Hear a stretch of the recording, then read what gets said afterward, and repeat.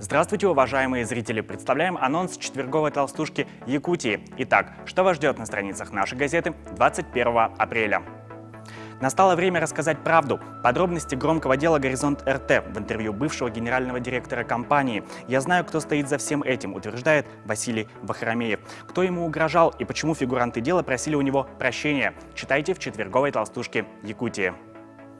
Отчаянная переправа. Каждую весну переправу закрывают в установленные сроки. Но еще много дней после запрета отчаянные водители продолжают переезжать с берега на берег. Почему? Читайте в репортаже Марии Павловой и Александра Назарова. Чем больна больница?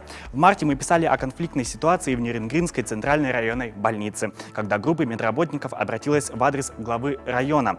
Насколько справедливы были требования инициаторов письма? Как изменилась ситуация с тех пор и в чем корень проблем медучреждения, выяснил Евгений Гребчатов.